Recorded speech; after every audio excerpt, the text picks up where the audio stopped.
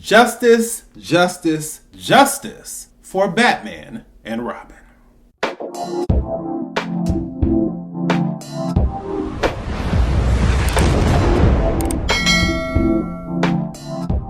Hey everyone, this is D, Movieman, fellow cinephile, popcorn addict, and emerging film critic, coming to you with reliable recaps, reviews, and reactions. And today I'm coming to you all with yet another review, this time for Supergirl, directed by James Gunn.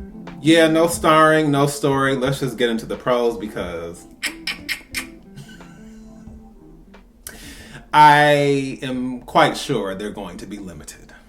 So first and foremost, let me just say that the science fiction lover within me is always here for interplanetary stories. Star Wars, Star Trek, Dune, the list goes on.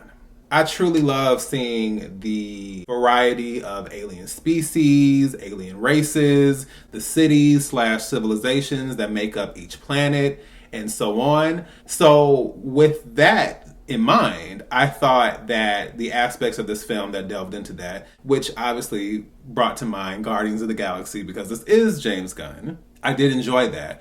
I also thought that Kara's backstory in relation to Krypton and Argo City was easily the best part of the film. I enjoyed every part of that, and I honestly think that had this film been focused, or just a good amount of it had been focused on that specific part of Kara's backstory, I think this film would have landed with me very differently. It's very similar to how the Monsterverse and Transformers having a focus on humans when all we really want to see is those characters within Hollow Earth and Cybertron completely unrelated to Earth and humanity. All right, now I'm going to jump over to the cons, and naturally there are quite a few of them. What I will start by saying is that Supergirl is not a bad, terrible film, but if you know me, then you know that a film doesn't have to be bad or terrible for me to enjoy it still. But when a film has so much potential, has so many avenues and directions they can go in, when there's so much that can be done and it's just wasted and it just has this very blah, pointless feeling to it, then that's when I'm pretty much checked out. For starters, I don't know if Millie Alcock was the best choice for this role, and I'm not sure if it has to do with her performance, the characterization, the writing, a combination of all three, because I enjoyed her immensely as young Rhaenyra in House of the Dragon, but it just seems like this just did not do it for me. Something about the character just seemed very, very flat. But even Kara, I could kind of deal with, but I'm going to tell you right now, who I absolutely did not care for was the character of Ruthye. Oh my gosh. I thought she was so one-dimensional. I thought she was poorly written. I understood she was supposed to have like a revenge story arc, but I just did not care. I did not care at all. And I say this as someone who's fairly empathetic. Like, I understand the motivations. I understand what her goal is. But her as a character, I was just like, there was absolutely zero emotional investment there. And it also doesn't help that the character, because she was so poorly written, did nothing. Like, there was nothing to even root for. It's like you're trying to go on this quest of revenge, but you can't do anything. Like, it's like she stood around with these same bland facial expressions, looking lost and confused. She couldn't fight. She wasn't like, some kind of stealthy person who could, who was linked into the streets, or maybe she has some knowledge about different planets, different alien species, something. It was nothing. Like, there was nothing to make her a compelling character. And it just did not click for me at all. It felt like your typical, oh, we're going on an adventure. Like, when they have the young kid tagging along with the protagonist. And I'm like, sometimes that works, but I think more and more I've gotten irritated with it. Now, it doesn't irritate me as bad as when they have the bratty child or the teenager with a bad attitude. She was at least tolerable, but she also was bland. I was just kind of like, girl, what are we doing here? Like, she really could have been removed from this film and it wouldn't have changed anything for me. Actually, it would have changed something. I would have actually enjoyed it a lot more. As far as our antagonists, we have Krem of the Yellow Hills. Listen, I really do like Matthias Schoenaerts, and I did think the character design was fairly interesting, but that's about it. And let me make something very clear. I am aware that given the wide expanse of the comic book world, every villain is not going to be 100% compelling, 100% interesting, and just like, oh my gosh, this is the one.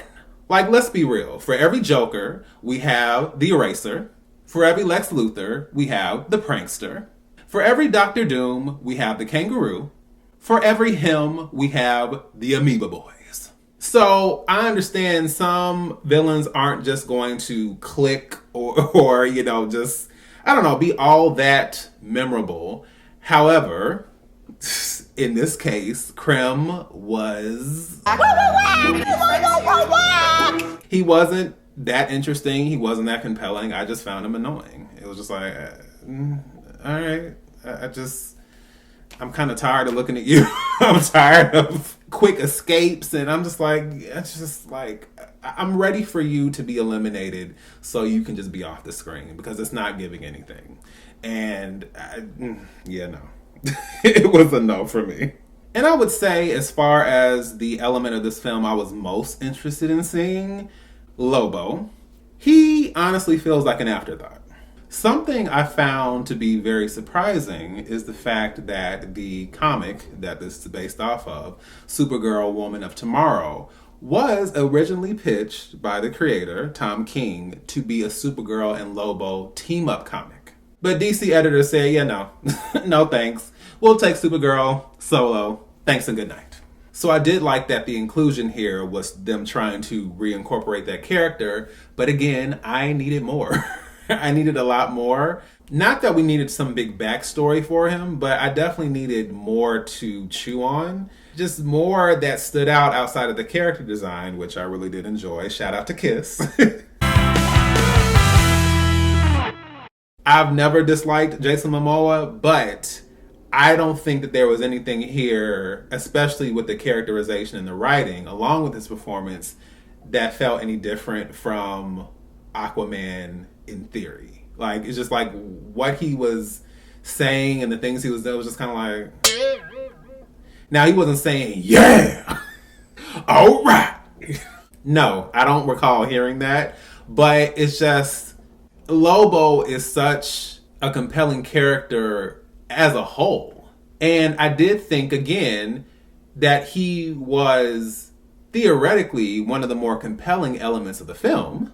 But he ended up feeling a lot more like a guest star, almost a cameo, than a fully fleshed out character. And again, maybe if we had gotten rid of Ruthye and we had some kind of like buddy cop team up situation with the two of them, as it was meant to be in the comic, then I would have felt, again, very differently about this entire film.